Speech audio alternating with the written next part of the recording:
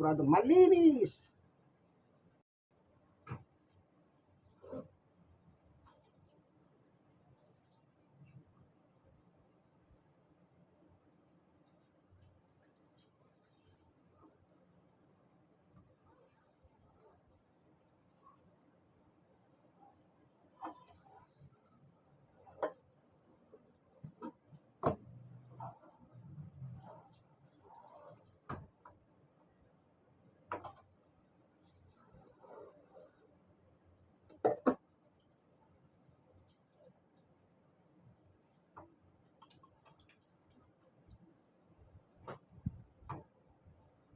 Magandang panahon, nakasikat na po si Haring Araw.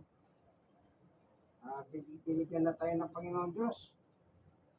Ang magandang panahon. Diyos lang po may control ng panahon. Kung uulan o hindi.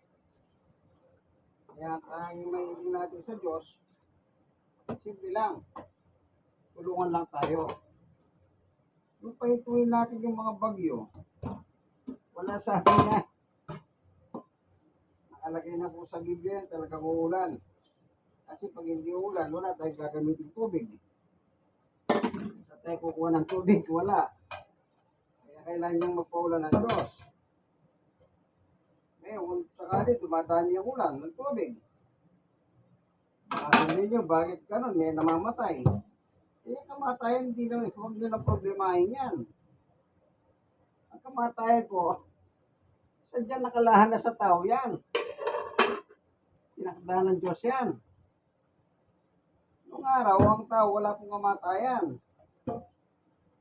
Kaya sila ng Diyos na walang kamatayan, immortal. Kaya nga sabi sa creation, nilikha ang tao ay sa wangis ng Diyos na walang kamatayan.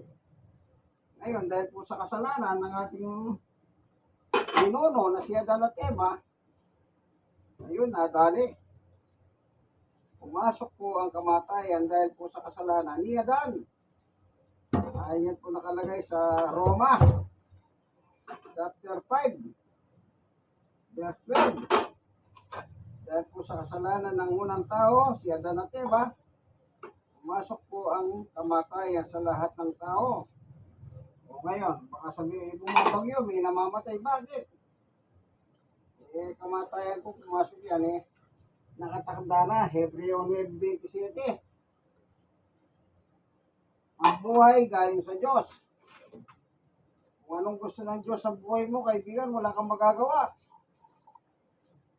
Sapagkat tawag niya ang buhay mo. Lahat ng buhay ng tao, hawak ng Panginoon Diyos. Yung binigay na buhay niya, yung binigay na buhay ng Diyos, gamitin natin para sa Kanya. Habang tayo nabubuhay sa lupa, kung mamatay man tayo, kahit paano, masasabi ng Diyos ng buhay na binigay niya sa atin, hindi na sayang. Hindi ba binigyan ng buhay ng Diyos at ang ginagamit ng buhay nila? Di ba sa kawalang yan?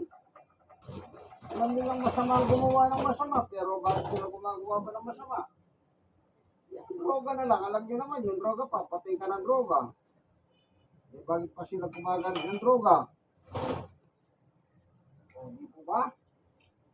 Sinasabi na nga namin yan hindi ka ligtas sa droga, wawasakin ka ng droga. Dahil po ikaw gumagamit ng droga, produkto yung Satanas yan yung droga. Kaya yan, maraming nabibiktima sa Satanas. Ay, yung mga sikat na celebrity, pag nalaos yan, iyan sila. Tapos sila papaling. Isang droga.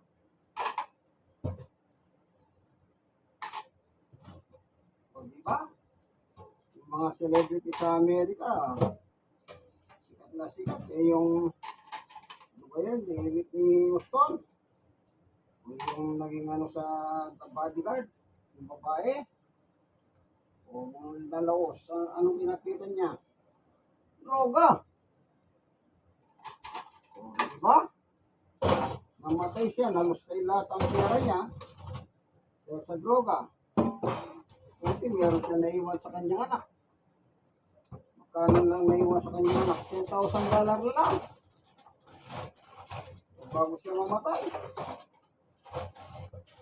Sige po yun, no? Sikat na sikat. Marami pera yun. Diba? Ang ganda ng Boston, mataas. Disability yun. Yung The Bodyguard. Diba? Yan ang nangyari. Wala rin. Kaya habang nabubuhay tayo, gamitin na natin yung buhay natin na binigay ng Diyos. Sa mabuti. May ginawa tayo ng Diyos, pero nilang tayo sa mabuting gawa. Efeso chapter 2 verse 10. Nilang tayo ng Panginoon Diyos sa mabubuting gawa, hindi sa masasamang gawa. Yan ang ginawa ng tao. Ito ba? Napakasama.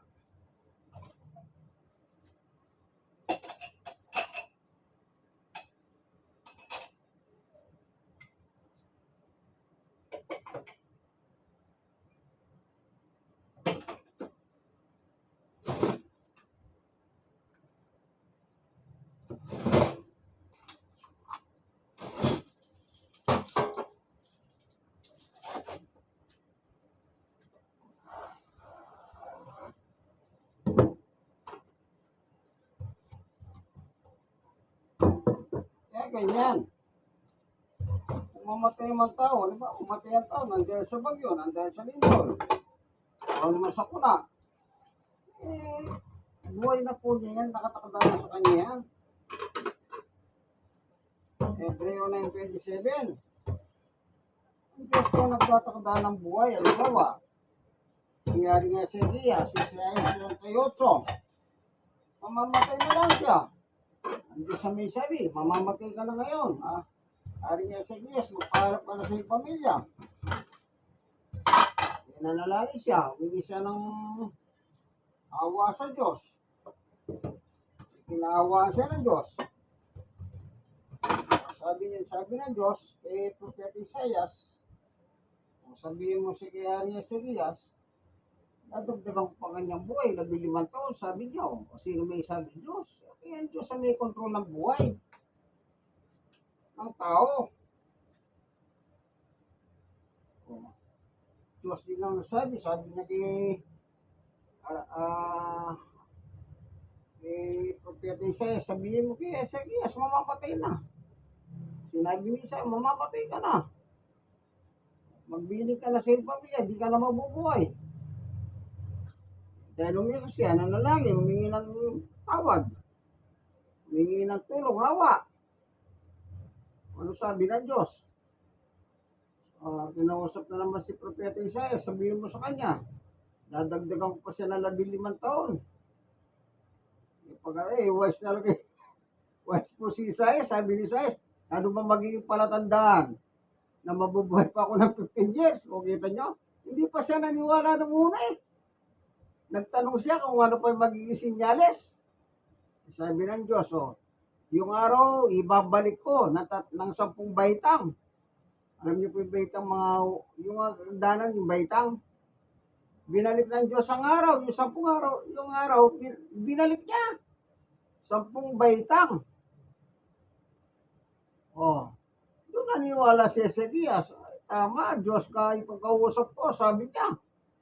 Bakit? Isa ka nakakita, ang Diyos ibabalik niya yung araw. Hindi ba kasabihan ng tao? Di mo na mababalik ang araw. Di ba ganun ang tao? Pero ang Diyos binalik niya yung araw. Kung ano yung sinabi ng Diyos, makikita mo, sabi niya, yung 10 baitang. Bawa, ito yung mga baitang, nakasikat ng araw. Ginawa ng Diyos, binalik niya. Nakita ni Arias, yung 10 baitang. Totoo, ang Diyos ang kausap ko, sabi niya. Kita niyo.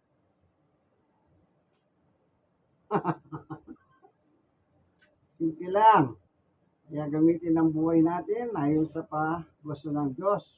Unang Korinto 6:19-20, sabi ni Pablo, Ang inyong katawan, hindi nyo pagmamayari, kundi ang mayari ay walang iba, kundi ang Diyos. At gamitin yung kanyang katawan sa ikapupuhin. All the time!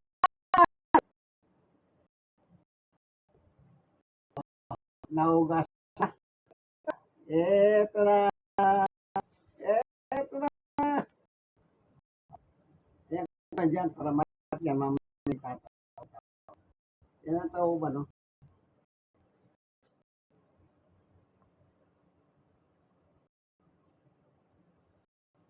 Sige po, hanggang dito na lang kay Jesus. German Bautista, siya ako sa inyo. 65, Rokno, 7 years. 7 years yung buwan na ito, ng Agosto. At PWD, yung tuhod ko. 7 kasi sabay yung saka yung pa ako eh. Na.